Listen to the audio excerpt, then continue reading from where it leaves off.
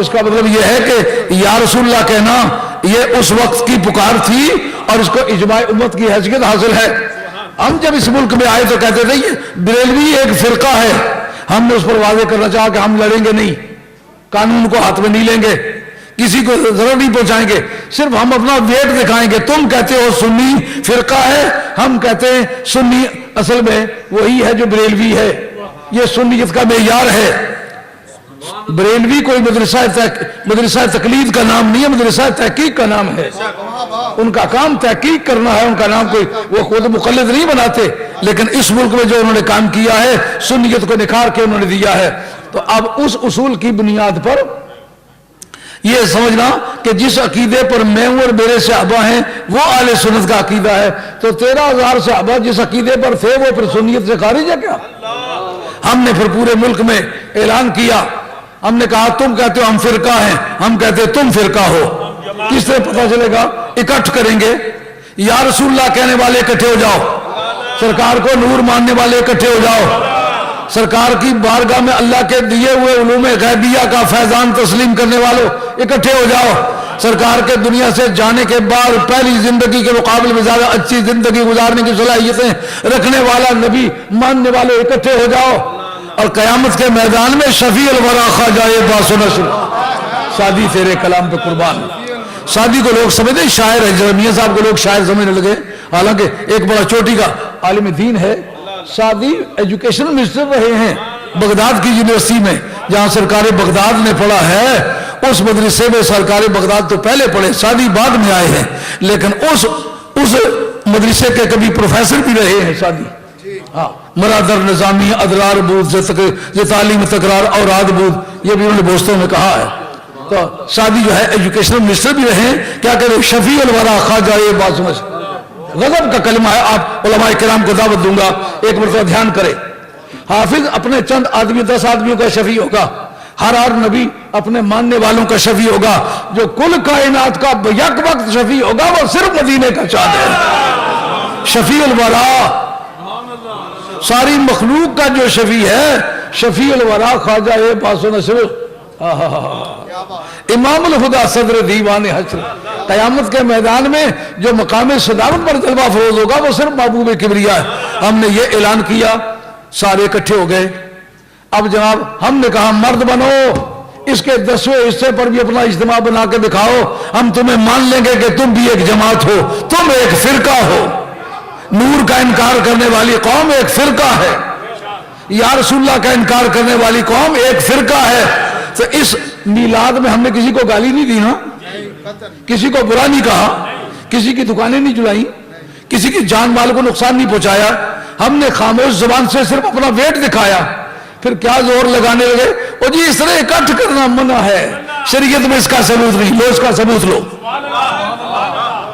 مثلا نبی پاک علیہ السلام نے 6 سال ہجرت میں ان سے عمرہ قضا کروایا گیا، سرکار 7ویں سال ہجرت میں عمرے کے لیے تشریف لے گئے، تو مقام تنعیم پر سرکار نے سب صحابہ کو جمع فرما کے فرمایا کہ جس وقت تم کعبۃ اللہ کا طواف کرو گے اس طرح سینہ تان کے پہلے چکر جو ہے وہ رمل کرو گے، بازو جھٹک جھٹک کے چلو گے، پہلوانوں کی طرح چلو گے، لیکن یہ کہا کہ دانے کندھے کو ننگا کرنا اشتباہ کرنا ہے۔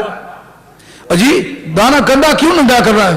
کہا بوگس باڈیاں جو ہوتی ہیں نا، وہ جیسا سرانے پر غلاف چڑھا ہوا ہوتا ہے نا، تو جگہ جگہ سے روئی ابری ہوئی ہوتی ہے، جو بوگس باڈیاں جگہ جگہ سے گوشت لٹکا ہوا نظر آتا ہے، لیکن بنی ہوئی پاٹیوں جب تک کندھا ننگا نہ ہو پتہ نہیں چلتا باڈی بنی ہوئی ہے۔ تو سرکار نے فرمایا دانا کندھا ننگا کر کے چلنا ہے اور جھٹک کے پہلوانوں کی طرح چلنا ہے۔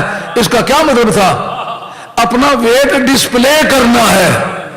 ہمارے فقہاء نے لکھا ہے کہ کعبۃ اللہ کا طواف کرتے وقت وہ پہلے جو 3 چکر ہے جس میں رمل ہے، اس میں رکن یمانی سے لے کر حجر اسود تک آپ رمل کریں یا نہ کریں، دانا کندھا ننگا کریں یا نہ کریں، آپ کی مرضی۔ یہ کیوں؟ کہا دراصل دشمن سامنے بیٹھے ہوئے تھے حتیم کی طرف، باقی 3 طرفوں سے چکر کھاتے ہوئے ان کو نظر آتے تھے، کہا دشمن کو چلانا ہے، اس کو بتانا ہے، لڑائی کچھ نہیں کرنی، بتانا ہے کہ نبی پاک کے غلام پہلوان ہیں، ان کی مسکل باڈیاں ہیں، شاذور ہیں، بہادر ہیں، دلیر ہیں۔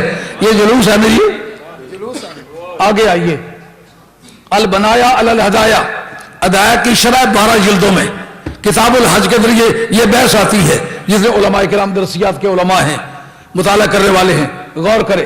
یہ میرا حوالہ آپ کسی جگہ آپ کوٹ کر دیں، خدا ذمہ ہے، اس کا رسول ذمہ ہے، میں ذمہ ہوں۔ آپ نے فرمایا کہ جب مینا سے واپس آؤ تو بطن محسب میں سارے بیٹھ جاؤ۔ وہ ایک وادی ہے، ایک سیلابی نالا ہے، برساتی نالا، صرف برسات کے ایام میں پانی ہوتا، وگرنہ پانی نہیں ہوتا۔ کہا بیٹھ کے وہاں کیا کریں؟ کہا کچھ نہ کرو، صرف بیٹھو۔ کہا نفل پڑھیں؟ کہا نفل پڑھنے کی ضرورت نہیں، بیٹھ جاؤ۔ کہا اور کوئی تسبیح پڑھیں؟ کہا پڑھتے ہو تو پڑھو، منع نہیں کرتا، لیکن وہاں صرف بیٹھنا ہے، مقصود اصلی بیٹھنا ہے۔ اور یہ کیا وجہ ہے؟ نہ کلمہ، نہ درود، نہ نفل، نہ تہجد، نہ تلاوت، نہ کچھ، صرف بیٹھنا۔ اس کا کیا مقصد ہے؟ کہ جس وقت شاب ابو طالب کا بائیکاٹ ہوا تھا، آپ پوری توجہ فرمائیں گے تو میں اگلا جملہ بولوں۔ جلوس کا ثبوت مانگتے ہیں نا، یہ جلوس کا ثبوت۔ جلوس میں کیا کرتے ہو؟ گالیاں تو نہیں دیتے نا، اکٹھ کر کے۔ آج آپ چلے ہیں روڈوں پر، مردوں، عورتوں، بڈھوں، بچوں نے، اور بسوں، گاڑیوں نے، اور پیدل چلنے والوں نے باور کرایا نا ہم کو، سرکار کو نور ماننے والے۔ نور کا منکر تو اس میں کوئی شریک نہیں ہوا نا، نور کے ماننے والے شریک ہوئے نا، نبی کو حاضر ناظر ماننے والا شریک ہوا نا۔ اس کا مطلب یہ بدعقیدہ لوگوں کا اجتماع نہیں تھا، یہ خوش عقیدہ لوگوں کا اجتماع تھا، یہ والی بغداد کے ماننے والوں کا اجتماع تھا، خواجہ غریب نواز سلطان ہند سرکار کے ماننے والوں کا اجتماع تھا، یہ سید بہاؤالدین نقشبند شہنشاہ بخارا کے ماننے والوں کا اجتماع تھا، یہ حضرت شیخ شہاب الدین سہروردی کے ماننے والوں کا اجتماع تھا، یہ حضرت سید ابوالحسن شاذلی حسینی رضی اللہ تعالیٰ کے ماننے والوں کا اجتماع تھا۔ اس میں یا رسول اللہ کا منکر کوئی بھی نہیں تھا، نہ مرد، نہ عورت، نہ بڈھا، نہ بچہ۔ اب جناب اس بطن محسب میں بیٹھے بھی کیا کرنا ہے؟ کہا صرف ویٹ ظاہر کرنا ہے۔ کیوں؟ کہا جس وقت کہ شاب ابو طالب کا بائیکاٹ، اس وقت کفار مکہ نے کہا کہ مکہ شریف کی وادی جو ہے یہ شرکائے محفل کو اکموڈیٹ کرنے کے لیے ناکافی ہے، بہتر ہوگا کہ ہم بطن محسب میں چلیں، وہاں چل کے بیٹھیں، جگہ کھلی ہے، اور بتائیں کہ کتنے لوگ نبی پاک کے منکر ہیں۔ نبی پاک کے منکروں نے اس کھلی ویلی میں بیٹھ کے اپنا ویٹ بتایا۔ اب سرکار کے اقتدار کا زمانہ آیا، صرف وہاں کسی کو گالی نہیں دینا، یہاں بیٹھ جاؤ اور بتاؤ کہ یا رسول اللہ کہنے والے کتنے ہو۔ یہ جلوس کا ثبوت ہوا کہ نہ ہوا؟ حضرت سراقہ بن مالک رضی اللہ تعالیٰ عنہ ہجرت والے سفر میں سرکار کا پیچھا کر کے گئے۔ حضرت ابوبکر صدیق رضی اللہ عنہ سرکار کے یار غار نے دور سے بادل، ایک گرد کا بادل اٹھتا ہوا دیکھا، ظاہر کیا کہ یا رسول اللہ ایسا معلوم ہوتا ہے دشمن آ گئے۔ فرمایا گھبراؤ نہیں، لا تحزن، گھبرانا نہیں، ان اللہ معنا، وہ غار والا نعرہ پھر ہے کہ اللہ ہمارے ساتھ ہے۔ جب سراقہ بن مالک آ رہے کہتے کیا کروں، ان کا انتظار کروں۔ جب وہ حملہ کرنا چاہتے سرکار نے زمین کو اشارہ کیا، زمین میں وہ دھنس گئے گھوڑے سمیت۔ 3 مرتبہ یہ تکرار کیا، تینوں مرتبہ دھنس گئے، پھر وعدہ کرتے اب نہیں کروں گا۔ فرمایا کہ تو اب بھی برے نیت سے کہہ رہا ہے، مگر تیری نیت پروان نہیں چڑھے گی، تو صرف اس وقت کو دیکھ رہا ہے، میں تیرے مستقبل کو دیکھ رہا ہوں۔ جب ایران فتح ہوگا اور شہنشاہ ایران کے بازوؤں کے کنگن اتارے جائیں گے، تیرے بازوؤں میں پہنائے جائیں گے، تو مسلمان ہوگا، میرا کلمہ پڑھے گا، میری لکیر پر جان دے گا، میں اس وقت کو دیکھ رہا ہوں۔ اچھا سونا تو حرام ہو چکا ہوگا اس وقت، دور فاروقی تک وہ لڑتے چلے گئے، لیکن ہر